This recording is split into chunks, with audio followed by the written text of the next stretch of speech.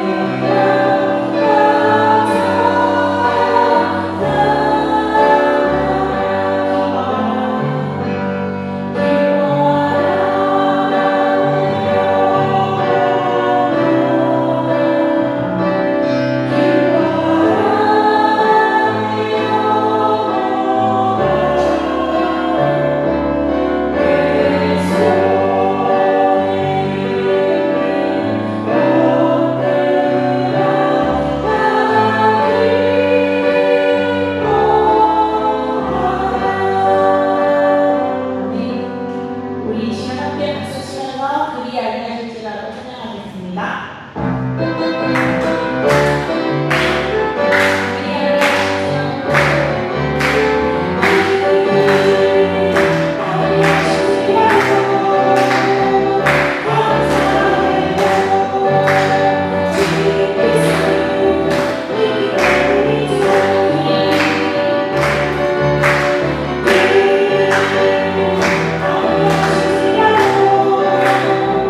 사랑해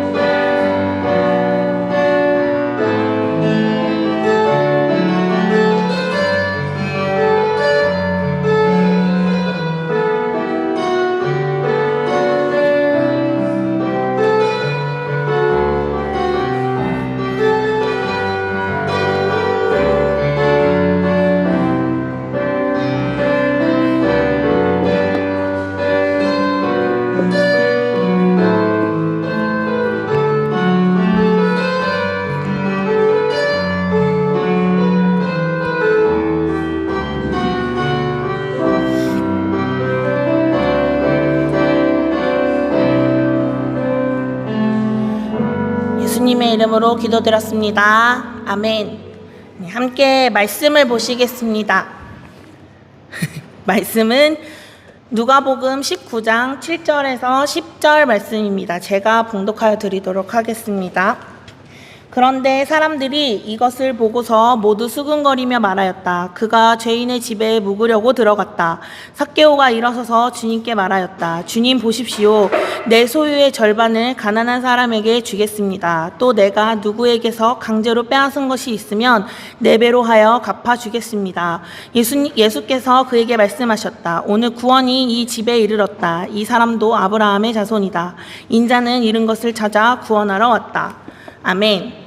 네, 오늘의 말씀을 듣기 전에 좀 교양을 쌓는 시간을 좀 가져보려고 합니다. 자, 어디 가서도 이렇게 약간 교양 있어 보인다 하려면은 그림 하나는 좀 볼 줄 알아야 돼요, 성도님들. 그래서 그거서는 그 왜 드라마 같은 데서 이제 부유층들이 많이들 갤러리 가서 이렇게 하죠.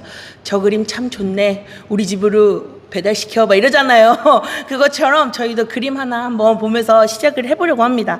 자, 오늘 볼 그림은 네덜란드 화가 중에 국민화가라고 불리는 렘브란트라는 그런 화가를 좀 소개시켜 드리려고 합니다. 이 화가의 별칭이 빛을 훔친 화가라는 글이 이렇게 붙어 있는데 그림 속에서 이 빛으로 명암을 표현을 하는 게 좀 특징적인 그런 화가인데 이 야간 순찰대라는 그림이 되게 유명해요. 그래서 그냥 보면 새까마거든요. 그림이 아무것도 안 보여요. 지금 잠깐 미리 보여주셨는데 저기 봐도 되게 어둡잖아요, 그림이. 그 야간 순찰대라는 그림은 그냥 보면 아무것도 안 보이는데 어둡게 만든 다음에 촛불로 불을 탁 켜는 순간 그 빛을 그림 안에 있는 그 밝은 명이라는 이곳에 샥 배어 들어가면서 진짜로 그림 속에서 촛불로 이렇게 순찰 도는 것처럼 보이는 착시 효과를 좀 불러일으킬 만큼 이렇게 빛을 좀 잘 사용하는 그런 천재적인 화가인데, 이 렘브란트가 그린 것들 중에서 좀 유명한 성화가 몇 개 있어요. 성화는 이제 탱화는 이제 부처 그림 그린 거 탱화라고 하죠. 성화는 이렇게 성경의 이야기나 예수님을 그린 걸 성화라고 하는데, 이 성화 중에서 좀 유명한 것들이 좀 많이 그림을 그려서 남겨주기도 합니다. 그 중에서 가장 유명한 게 누가복음 15장에 기록되어 있는 돌아온 탕자 이야기라는 작품입니다.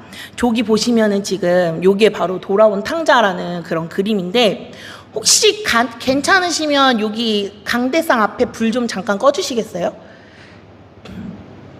다 꺼주셔도 됩니다. 네. 여기 앞에만. 오, 막 껐다 켜졌다. 네. 이제 좀 잘 보이시죠? 네, 이 그림을 조금 설명을 좀 해드리겠습니다. 이 그림은 돌아온 탕자라는 그림인데, 젊었을 때 하나, 그리고 또 나이 들어서 이제 말년에 하나, 이렇게 해서 두 개의 그림을, 똑같은 그림을 두 번을 그려요. 그래서 요 그림을 조금 해석을 해보자면, 자, 저 빨간 색깔 옷 입은 사람, 저 사람이 아버지, 그리고 그 앞에 머리도 없고 좀 약간 남루해 보이는 사람이 아들이에요. 그 탕자, 돌아온 탕자. 그리고 그 뒤쪽에 있는 사람들이 이제 아버지, 큰 아들, 뭐 이렇게 주변 사람들, 이렇게 생각을 해주시면 됩니다. 자, 먼저 아버지를 보면은 아버지의 시선이 이제 매일같이 돌아올 아들을 그 길에서 뚫어지게 쳐다보면서 눈이 이제 짓물러가지고 멀게 된 그런 아버지라서 눈에 초점이 조금 없습니다. 이게 잘 보이실지 모르겠는데 눈에 초점이 없고, 그래서 눈을 거의 안 그린 그런 그림으로 보여지고, 그 다음에 또 이 아버지의 손을 보면 아들을 감싸 안고 있는 아버지의 손이 두 개가 있는데 그게 서로가 달라요. 그래서 왼손은 힘줄이 두드러진 그 남자의 손이고 오른쪽은 매끈한 여자의 손으로 그렸다고 합니다. 그래서 아버지의 강함 또 어머니의 부드러움을 이제 이 손을 통해서 말을 하고 있고, 이 손이 서로 각각 화해와 용서 그리고 치유라는 의미를 담고 있다고 합니다. 그리고 작은 아들의 모습을 보면 샌들이 벗겨진 이 왼발이 상처 투성이가 되어 있고, 또 오른발은 망가진 이 샌들이 겨우 부분적으로 감싸고 있어서 그의 삶이 얼마나 가난에 찌들었는지를 보여주는 그런 그림이라고 합니다. 그래서 모든 것을 잃고 돌아왔는데 저걸 보면 어떤 생각이 드세요? 되게 보면 좀 아들의 모습을 보면 좀 죄수 같아 보이지 않으세요? 그렇죠? 뭔가 정상적으로 아무리 찢어지게 가난해도 머리도 없고 저런 무명색의 옷을 입고 보면은 저게 바로 그 죄수와도 같은 그런 죄에 빠진 죄수와 같은 삶으로 이제 살았던 사람이라는 것을 저렇게 옷을 통해서 옷이랑 머리를 통해서 보여주고 있습니다. 그래서 그 아들의 모습이 어머니의 뱃속에 머물고 있는 태아처럼 둥그렇게 말려져 있어서 다시 우리가 돌아가야 할 이제 고향이 저 아버지 예수님 하나님을 뜻하고 그 품인 하나님의 품이다 라는 거를 이제 말을 해주고 있는 것을 딱 저 두 사람을 통해서 보여주고 있다고 합니다. 아까 빛의 화가라고 했던 것처럼 뒤에 있는 사람은 잘 안 보여요. 그리고 앞에 있는 아들이랑 또 아버지 딱 둘한테만 집중할 수 있게 빛을 좀 사용을 하고 있습니다. 자, 이제 불 켜주셔도 됩니다.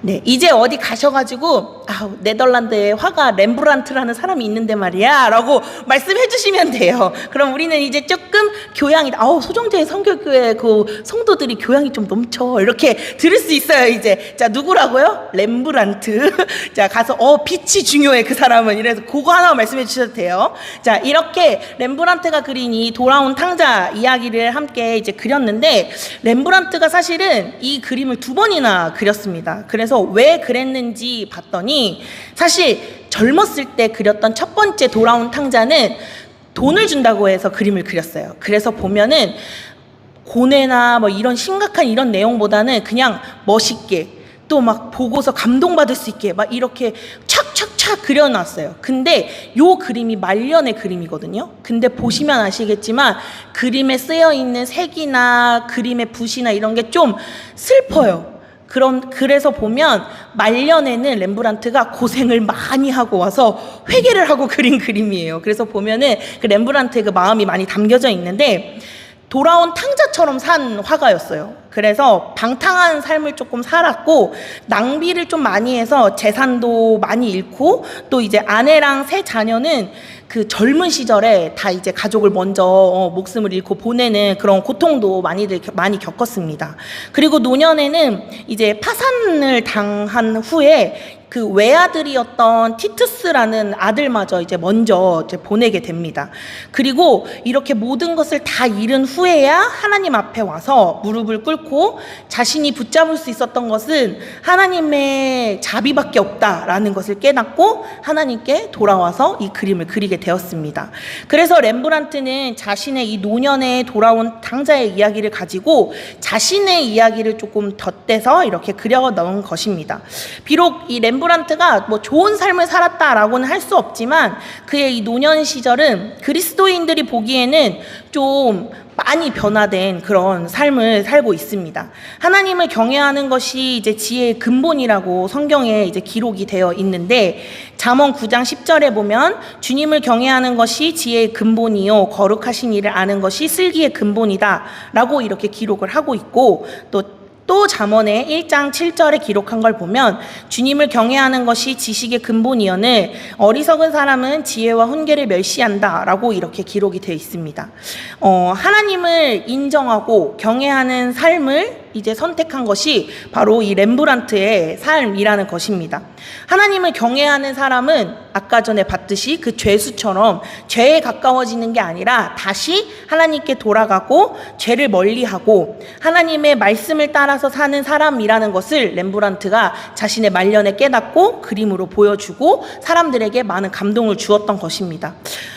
이런 기준에서 좀 본다면은 비록 렘브란트의 삶이 뒤에 가서 70대에 저 그림을 그렸다고 하거든요. 되게 늦게 그린 거예요. 사실 그 시절에는 70까지 살기가 또 좀 힘들었던 시기였기도 했거든요. 그래서 좀 많이 늦기는 했지만 그래도 렘브란트의 삶은 변화된 삶을 살았다고 말을 할 수가 있습니다. 죄를 멀리하기 위해서는 주님을 알지 못했던 시절에 이 지었던 이 죄의 심각성을 좀 깨닫고 진정한 회개와 또 하나님과 동행하기를 원하는 그런 결단을 조금 해야 됩니다. 하나님을 경험하는 삶은 회개와 결단으로 지속이 되기 때문입니다. 그렇다면 오늘의 본문 말씀이었던 이 삭개오의 삶을 통해서 다시 한번 우리가 또 하나님을 만난 삶이 어떻게 변화되고 또 변화되는 것에서 끝나는 것이 아니라 어떻게 해야 하는지 또 함께 이야기를 좀 나눠보고자 합니다. 자, 오늘의 이야기의 주인공은 삭개오입니다. 뭐 너무 많이 듣고 있고 또 너무 많이 알고 있는 인물이죠. 그렇죠? 그래서 이 인물을 좀 짧게 좀 얘기를 하자면 사람들 앞에 선뜻 나서서 무언가를 할 수 없는 그런 인물이었습니다.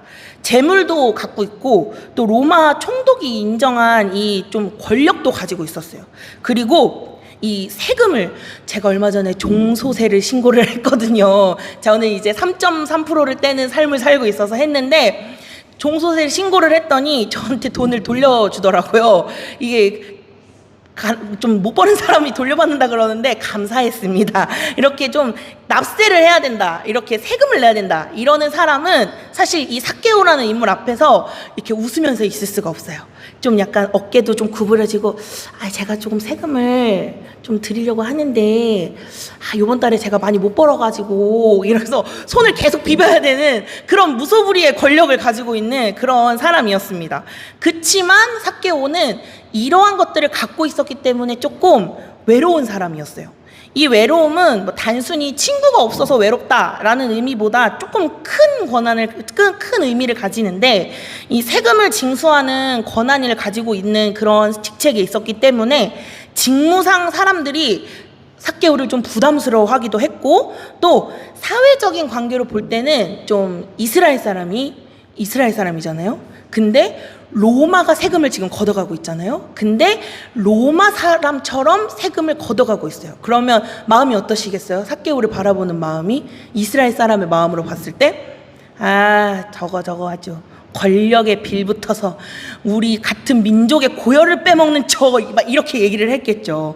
그런 사람이었어요. 그래서 이스라엘 사람들에게 그들의 일원으로 사실 인정을 받지 못하는 그런 좀 외로운 사람이었습니다. 뭐 우리나라도 잘 아시겠지만 이제 일제강점기를 겪을 때 그런 사람들이 있었잖아요. 그런 마음으로 생각을 해보면, 로마의 지배를 받던 이스라엘 백성의 마음을 생각해 보면, 이 삭개오가 이 이스라엘 사회에서 얼만큼 외롭고 또 얼만큼 많은 이런 반대를 겪었는지를 좀 더 잘 이해를 하게 될 겁니다.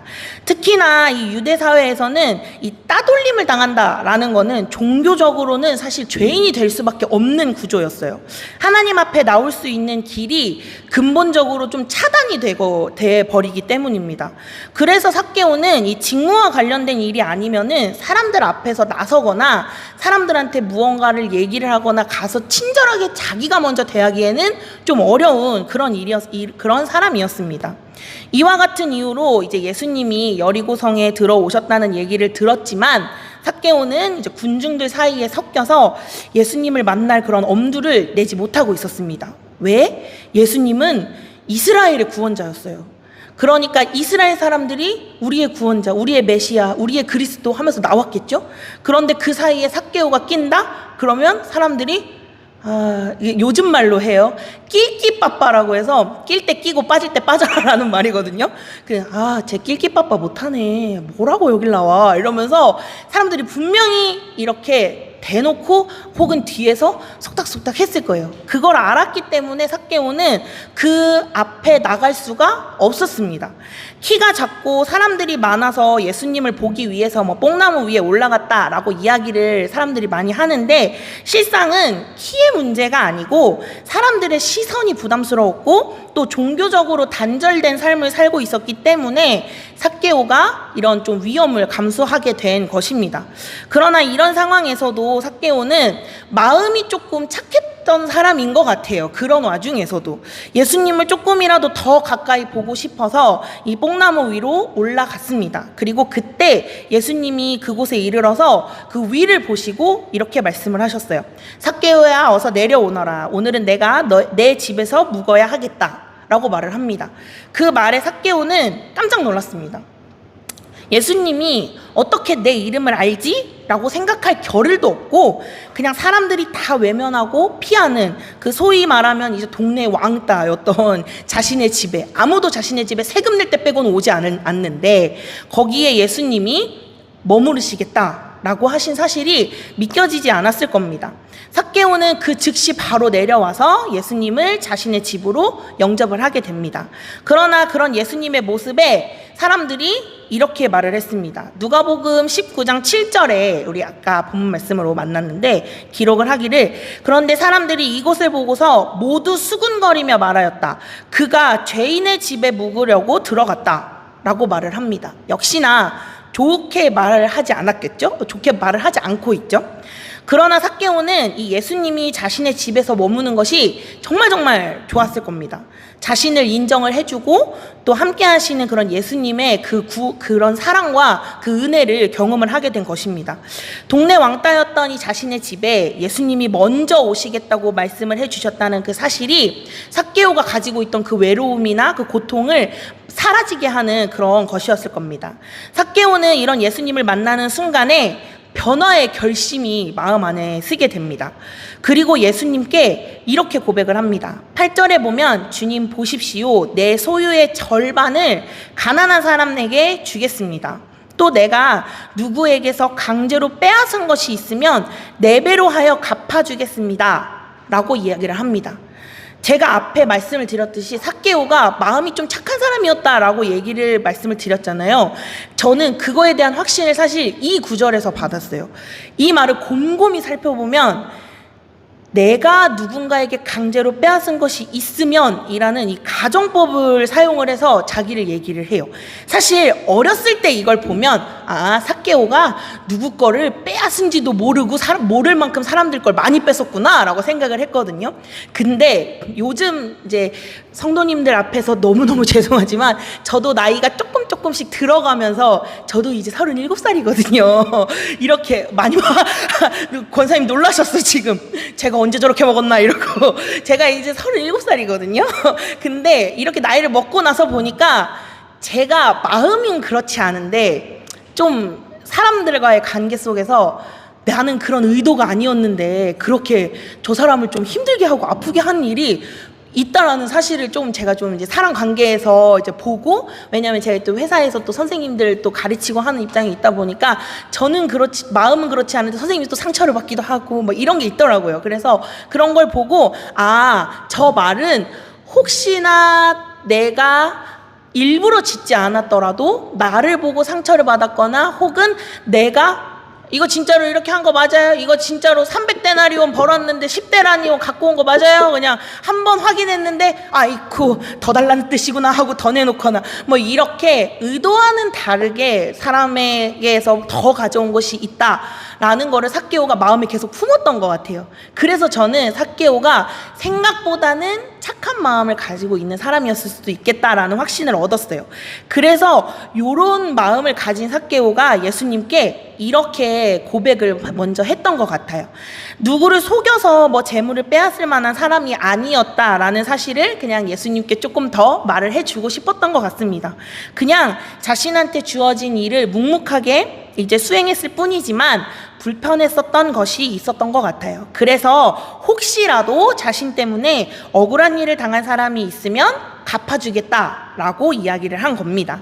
여기서 삭개오가 말한 이 4배는 율법에서 정한 규정보다 갑절이나 더 보상을 하겠다고 말하고 있습니다. 그렇게 삭개오는 예수님을 만난 순간에 삶의 변화가 그 삭개오의 마음 안에서부터 시작이 되었던 겁니다.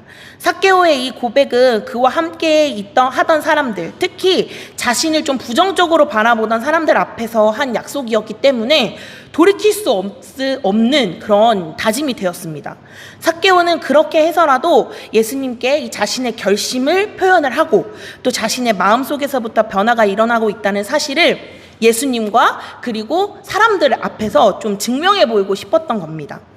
그렇다면 이렇게 삭개오의 고백을 들었던 예수님은 또 어떻게 반응을 하셨을까요? 예수님은 그런 삭개오의 고백을 듣고 여러 사람들 앞에서 이렇게 선포를 하십니다. 9절의 말씀을 보면은 이렇게 기록이 되어 있습니다. 오늘 구원이 이 집에 이르렀다. 이 사람도 아브라함의 자손이다. 라고 이야기를 하십니다. 예수님의 이 말씀은 유대 공동체로부터 소외되고 또 배제되어 있던 이 삭개오를 다시 복귀시키는 그런 의미가 담겨져 있습니다. 아브라함의 자손이라는 이 뜻은 삭개오가 참된 믿음을 가지고 있는 믿음의 소유자가 되어서 이제 이스라엘 사람들 가운데서도 함께 살 수 있는 그런 직책을 이런 것을 신분을 다시 되찾았다라는 것입니다. 그러면서 예수님은 또 말씀을 하십니다. 인자는 잃은 것을 찾아 구원하러 왔다 라고 합니다. 예수님이 찾으러 오신 사람은 바로 이 삭개오 같은 사람이었습니다. 삶에 쫓겨서 하나님을 잃어버리고 또 말씀을 잊은 그런 사람, 또 세상의 문화와 풍조 가운데 살면서 자신이 하나님을 떠난 죄인인 줄을 모르고 구원의 필요성도 모르는 그런 사람들을 예수님이 찾으러 왔다고 이야기를 하고 계시는 겁니다.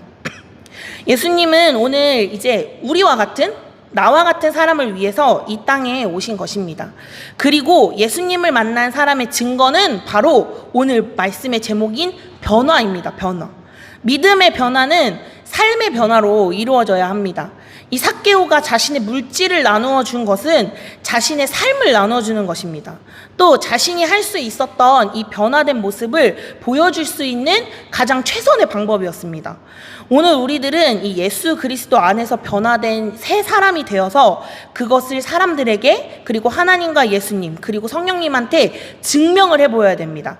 말로는 예수님을 구원받았다고, 예수님을 믿고 구원받았다고 말을 하고, 예수님을 모르던 시절의 그 죄들을 다 회개한다고 말을 합니다. 저희 어머님 비밀이에요. 저희 어머니 얘기하는 거. 저희 어머님께서 저한테 제일 많이 하시는 말씀이 말로는 뭘 못해. 맨날 이러시거든요. 그리고 항상 입만 살았어. 입만. 이렇게 말씀을 하세요. 말로는 다 해요.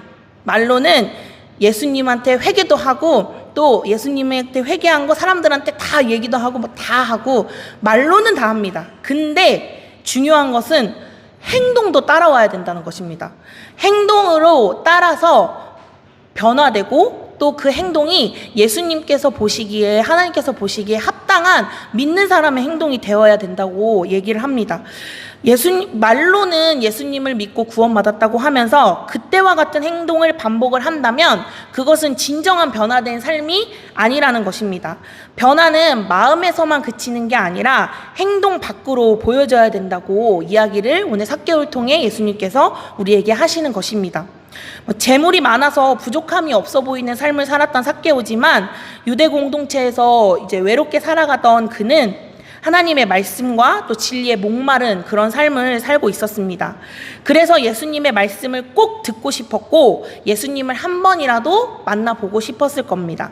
그 마음을 아신 예수님은 뽕나무 위로 올라간 그를 부르시고, 또 그의 집에 머무시면서 그를 아브라함의 자손이라고 다시 말씀을 해주시고, 잃어버리고 소외되었던 자신의 양을 예수님께서 먼저 찾아오셨습니다. 하나님을 갈망하고 믿음으로 변화하길 원하는 사람에게는 반드시 예수님께서 구원하러 찾아오신다는 것을 기억해야 합니다. 하나님을 경외하는 것이 지혜의 근본이듯이 하나님이 보내신 분을 믿는 것도 하나님을 경외하는 그런 참된 자세일 겁니다. 또한 예수님을 만난 삭개오가 마음의 감동과 더불어서 그의 삶 가운데 진정한 변화가 일어났던 것처럼 예수님을 만난 오늘의 우리도 구체적인 삶의 변화가 있어야 합니다. 물론 변화의 내용은 저마다 다 다를 거라고 생각을 합니다. 일례로 제가 신기했던 삶의 변화가 한 게 있었는데, 어느 한 분이 교회를 나가게 되셨어요. 근데 그분이 동네에서 욕쟁이 할머니라고 불리셨던 분이래요. 그래서 이 단상에서 할 말은 아니지만 있잖아요. 18번째 숫자, 그걸로 시작하고 말이 그걸로 시작해서 그걸로 끝나요. 그리고 중간중간마다 이제 상스러운 말들을 막 섞으셨는데, 좋은 말을 해도 욕으로 시작하고 욕으로 끝나고, 나쁜 말을 하면 더 심한 욕으로 시작해서 더 심한 욕으로 끝나는 그런 할머님이 계셨어요. 그런데 그분이 교회에 오신 거예요. 근데 그분이 교회에 오셨는데 성도님들이 다 이렇게 말씀했어요. 아이고, 예수님 귀 아프겠어. 저 할망구 와갖고 설교 듣고 나가면서 욕할게요. 이렇게 그만큼 욕을 한다라는 그런 게 많은 할머니였는데, 그분이 구원을 받으셨나 봐요. 예수님을 만나셨나 봐요. 내가 예수님을 믿고 구원받은 사람이라는 증거를 너희들한테 이제부터 내가 보여줄게 하더니 내가 욕을 끊을게 라고 하셨어요.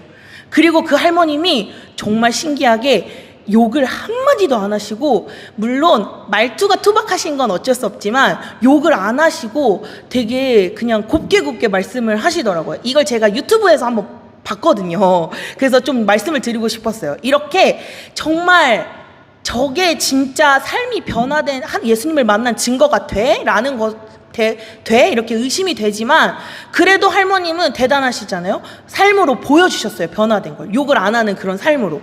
그럼 욕을 끊기가 진짜 힘들다고 하더라고요. 왜냐면 이게 입에 밴 거라서. 근데 그걸 하셨잖아요. 그것처럼 우리도 하나님에게 구원을 받은 성도들이면 우리의 삶이 어떤 것으로든 변화된 삶이 보여져야 된다고 오늘 말씀을 드리고 싶은 것입니다. 하나님께서 하나님의 사랑으로 구원을 받은 하나님의 자녀는 사람들에게 욕을 하지 않고 그 입술로 하나님의 구원을 얘기해야 된다. 요렇게 말씀을 하시면서 욕을 끊게 되셨다고 하십니다.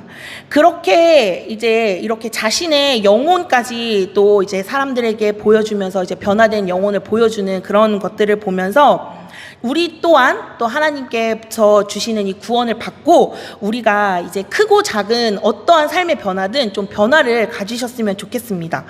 우리도 예수님의 구원을 받았으니 우리의 삶이 이전과는 달라졌으면 좋겠습니다. 우리 소정제에서 교회 성도님들 모두 다 구원 받으셨죠? 어이구 소리가 너무 작은데 안 받으셨나? 큰일 났어요 목사님 어떡해요. 다시 한번 여쭤볼게요. 우리 소정제의 교회 성도님들 모두 다 구원 받으셨죠? 그쵸. 그러면 이전의 나와 하나님을 모르던 나와 이제 하나님을 알고 난 후에 내가 어떻게 돼야 된다고요? 저기 빨리 컨닝하세요. 변화된 삶을 살아야 된다고 오늘 말씀드렸어요. 우리 모두 다 하나님께서 주신 그 구원을 받고 또 변화된 삶으로 이 삭개오처럼 변화된 삶을 행동으로 보여주는 그런 그리스도인이 되었으면 좋겠습니다. 그래서 우리 모두 다 하나님의 자녀가 되고 또 변화가 되는 삶을 사는 그런 성도님들이 되시기를 소망합니다. 우리 함께 기도하겠습니다. 주님, 이 시간에 함께 모여서 주님의 귀한 말씀을 듣게 해주심을 감사드립니다. 이 시간 삭개오를 통해서 진정한 삶의 변화는 행함이 있어야 된다는 사실을 깨달았습니다. 주님, 우리의 삶이 그리스도인의 삶으로 변화되었음을 고백하고 그 삶의 모습이 변화된 행동으로 나타나게 하여 주시옵소서. 삭개오가 자신의 것을 모두 사람들에게 나눠주는 결심으로 세상의 것을 버리고 주님을 따르기로 한 것처럼 우리도 이 시간에 결심의 시간이 되게 하여 주시옵소서. 저마다 다른 모습으로 주님을 향한 결단의 마음을 갖게 하여 주시고 또 그것을 행하게 하는 그런 믿음을 주님께서 주실 줄 믿습니다. 그리하여서 변화된 삶으로 주님의 귀한 지체가 되는 소정제일교회가 되게 하여 주시옵소서. 예수님의 이름으로 기도드렸습니다. 아멘. 우리 함께 손을 들고 파송 찬양하시겠습니다.